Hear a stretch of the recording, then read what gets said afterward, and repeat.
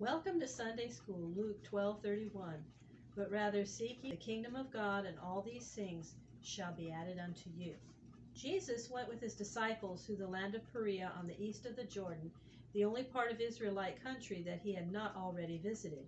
The people had heard of Jesus from the 70 disciples whom he had sent through the land, and in every place great multitudes of people came to see him and to hear him. At one time, one man called out of the crowd and said to Jesus, "Master, speak to my brother and tell him to give me my share of what our father left us." Jesus said, "Man, who made me a judge over you to settle your disputes? Let both of you and all of you take care to keep from being covetous, seeking what is not yours." Then Jesus gave to the people the parable or story of the rich fool. He said, "There was a rich farmer whose fields brought great harvests, until the rich man said to himself, 'What shall I do, for I have no place where I can store up the fruits of my fields? This is what I will do. I will pull down my barns and will build larger ones, and there I will store all my grain and my goods. And I will say to my soul, Soul, you have goods laid up enough to last for many years. Take your ease, eat, drink, and be merry.' But God said to the rich man, 'Thou foolish one, this night thou shalt die, and thy soul shall be taken away from thee.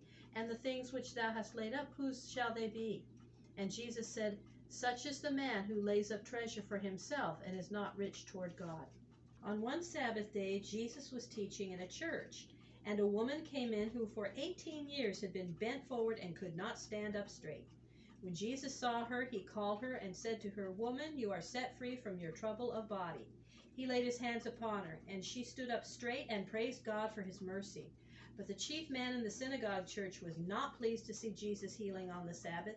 He spoke to the people and said, "There are 6 days when men ought to work. In them you should come and be healed, and not on the Sabbath day." But Jesus said to him and to the others, "Does not each one of you on Sabbath day loose his ox or his ass from the stall and lead him away to give him water?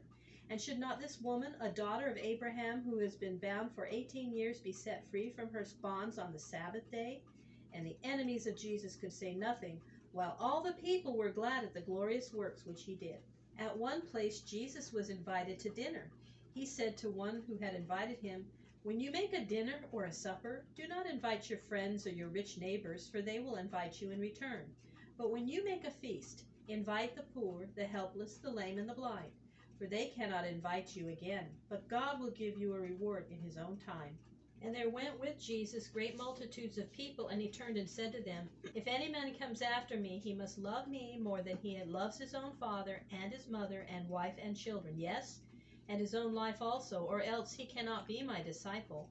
For who of you wishing to build a tower does not first sit down and count the cost, whether he will be able to finish? For if after he has laid the foundation and then leaves it unfinished, everyone who passes by will laugh at him and say, 'This man began to build and was not able to finish.' Or what king, going out to meet another king in war, will not sit down first and find whether he is able with 10,000 men to meet the one who comes against him with 20,000? And if he finds that he cannot meet him while he is yet a great way off, he sends his messenger and asks for peace. Even so, every one of you must give up all that he has if he would be my disciple." While Jesus was teaching, many of the publicans, those who took up taxes from the people, came to hear him, and many others who were called sinners by the Pharisees and the scribes. The enemies of Jesus said, "This man likes to have sinners come to see him, and he eats with them." Then Jesus spoke a parable called the lost sheep to show why he was willing to talk with sinners. He said, "What man of you who has 100 sheep, if one of them is lost, does not leave his 99 sheep in the field and go after the one that is lost until he finds it? And when he has found it, he lays it on his shoulders, glad to see his lost sheep again. And when he comes home, he calls together his friends and neighbors and says to them, 'Be glad with me, for I have found my sheep that was lost.' Even so," said Jesus, "there is joy in heaven over one sinner who is turned to God, more than over 99 good men who do not need to turn from their sins."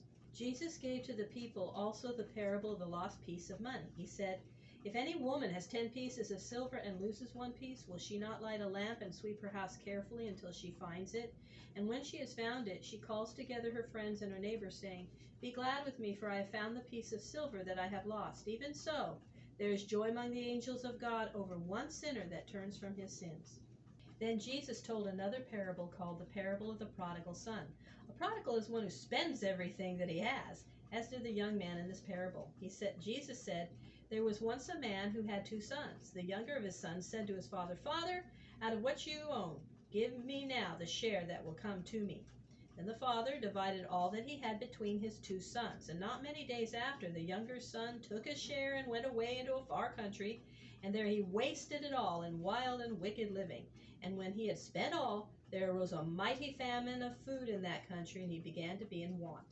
And he went to work for one of the men in that land. And this man sent him into the fields to feed his hogs. The young man was so hungry that he would have filled himself with husks that were fed to the hogs, and no one gave anything to him. At last the young man began to think of his father's house, and he said to himself, 'How many hired servants of my father's have bread enough and to spare, while I'm dying here with hunger? I will arise and will go to my father, and will say to him, Father, I have sinned against heaven and in your sight. I am no more worthy to be called your son. Let me be one of your hired men.' And he rose up to go back to his father's house. But while he was yet afar off, his father saw him and felt pity for him, and ran and fell on his neck and kissed him. And the son said unto him, Father, I have sinned against heaven and in your sight. I am no more worthy to be called your son. But before he could say any more, his father called to the servants and said, Bring out quickly the best robe and put it on him. Put a ring on his hand and shoes on his feet, and bring the fatted calf and kill it. And let us eat and make merry, for this my son was dead and is alive again. He was lost and is found. Now his elder son was in the field. And as he came and drew nigh to the house, he heard music and dancing. And he called to him one of the servants and asked what all this rejoicing meant. And the servant said to him, Your brother has come, and your father has killed a fatted calf and is having a feast, because he is at home safe and sound. But the elder brother was angry and would not go in, and his father came out and urged him. But he answered his father and said, I have served you for these many years. I have never disobeyed your commands, and yet you never gave me even a kid that I might make merry with my friends. But when this your son is come, and who has wasted your living with wicked people, you killed for him the fatted calf. And the father said to him, My son, you are always with me, and all that I have is yours. But it was fitting that we should make merry and be glad, for this your brother was dead and is alive again. He was lost and is found. By these parables, Jesus showed that he came not to seek those who thought themselves so good that they did not need him, but those who were the sinful and the needy.